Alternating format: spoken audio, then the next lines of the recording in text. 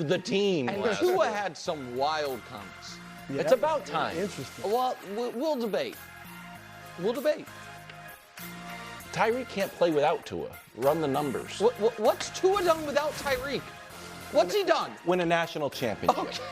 Meanwhile, Oregon head coach Dan Lanning joins the show. Yeah. We hope it goes well, but no promises. Right now, headed to Giants camp. Russell Wilson named the starter, according to Brian Daboll, who said, quote, guys will be out here competing, but Russ is the starter. Done. No more talking about that. Giants open up their season in Washington before going to Dallas and then hosting the Chiefs. Was it the right move to name Russ the starter already? I don't get it, Brew. I know Russ is your guy, but Jameis is also your guy, and for all I know, you've always liked Jackson Dart, just quietly by yourself. That happens sometimes. It's not as if the salary dictates. We just, you know what I mean? Everyone's going to know because he's making 35 and then Jameis making 4. Right. I understand that someone has to take starter reps, but that can also alternate. And I do not think that Russell Wilson's last 4 years, dating back to his final year in Seattle when the great Pete Carroll drugged them to 9 wins, or certainly the last 3 years in Denver when Sean Payton, who everybody loves, was like, I can't get rid of you quickly enough. And when Mike Tomlin, who everybody loves, was like, we'd actually rather bring back Justin Fields because they offered him more money than they did Russell Wilson, that it makes sense to just say, yeah, this guy's earned the job when he hasn't earned it yet. Now, I think he probably would win the job because Dart's more of a project late first-round pick and Jameis is Jameis. I just, Brew, don't see what's gained by just announcing it's his job. I agree with you so much that I kind of think this means, and maybe I'm maybe I'm wrong about this.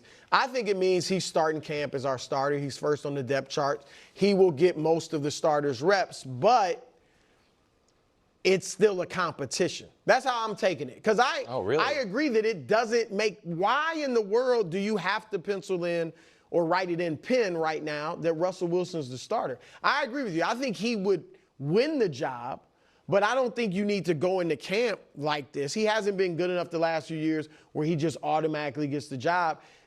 I think you go in there with an open competition with Russ first on the depth chart and then see how it goes. Now, I'm not one of those guys that believes just because you drafted a quarterback that you like in the first round, second round, whatever, that you got to throw him right in.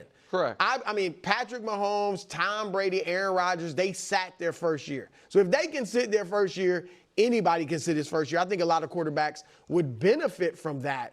So I'm fine with having, if Wilson plays the whole year and Dart sits, but I would let it be a competition. And so I agree. The only thing that makes sense, I guess, is that we know this coaching staff and front office is on the hot seat. They want to get out to a good start, and you know you have a proven starter in Russell Wilson. Do you buy anything, Brew? Because you always talk about the power of the New York media, of just eliminating distractions. I'm going to answer this once. We're not going to get into it. Like, we're done. Like, let's move forward. And a little bit of, like, the leadership of Russ. Like, Russ doesn't have to look over his shoulder to Jackson Dart. No, that's fair. That's fair. He might be doing it. I mean, I don't mind Russ having to look over his shoulder, but you squash it now. Maybe you don't have to deal with those questions coming up. Can I make just one other point before we move on? It also makes me really question the utility of Jameis. If Jameis isn't competing you to think be he has a shot? I thought should get a shot? Yeah, I think there is a chance Jameis Winston in 2025 is as good as Russell Wilson in 2025. And when they signed both of them, I thought, okay, the two veterans, because the coaching staff's on the hot seat and they don't want to start a rookie, the two veterans are going to, fight it out for the starting job. May the best man win. You want Jackson Dart to be your backup. You know what I mean? Like even the guys who sat were backups. Well, Brady was actually fourth string, but he wasn't a first round pick, he was sixth round pick. Mahomes was Alex Smith's backup. Rodgers was Favre's backup. And so, like, that's the other part that's weird to me. It's not just Dart. It's that you have another guy who, to me, is in the same bucket of quarterbacks, which is if he is he's probably, one of the better backups in the league, but don't really want him to be your full-time starter. And so I just don't get having both of those guys. I looked at the money that they gave Jameis compared to Russ, and it just seemed like he's definitely not starting over. The other poetic part of this, oddly poetic, is that Russ came in and stole the job in Seattle. Not stole, earned the job, I should say. That he was a late pick, and he's like, guess what? I'm the best quarterback in the building. I'm the guy. So the fact that but that was the old, sorry to bring up Pete Carroll again, but that was Carroll's whole thing was we're competing for every spot. And you know what I mean? I don't care that we gave Matt Flynn $30 million, whatever it was. Right, and that to me would have made a lot more sense. And I think Russell Wilson might be better without having the starting quarterback Russell Wilson. I think humbled, I'm fighting for my job. Like, I don't know. I just think it's a weird move by Dable. Meanwhile, in Oxnard, Cowboys camp is underway, and if you think you're upset at the Cowboys' playoff ineptitude, just know that Dak Prescott even more upset. He told Clarence Hill, quote, criticism comes with the territory. 60 million is what it is. And if I'm sensitive to truth, I got a problem with life. Nobody's more upset. Nobody's more PO'd. Nobody's more disappointed about that than I am. Nobody wants to win more than me, bro. He didn't say that. It's just me saying it. I'd give the money I make to win and be broke. Your reaction, bro? Well, first of all, I feel like we get a lot of those nobody wants it more than me quotes from Dak. Somebody's got to want it the least. Right? But the first thing is just stop it, Dak. What? I don't blame you at all for taking the $60 million.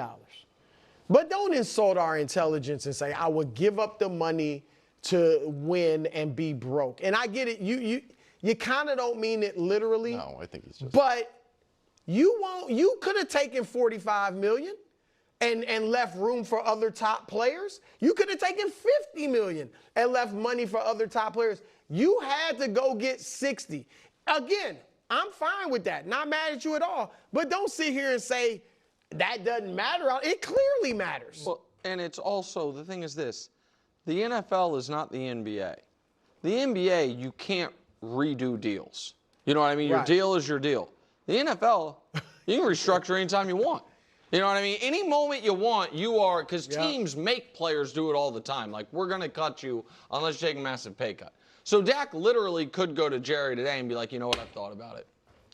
Let's rip this thing up and I'll do 5 years for 10. It's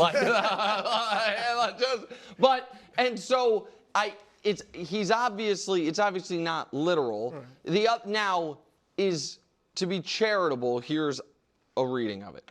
If someone came to me, a genie, and said, you're a 2-time defending Super Bowl champion, but we're zeroing out your bank account, I would say yes to that deal. Now, again, I don't know that he would. I don't know that he should. I don't know that anybody actually would. But that, to me, feels more like what he's saying, like I would trade it all for a ring, but simply taking less money would not have guaranteed me a ring. It would have just guaranteed that I wouldn't have the money. Yes.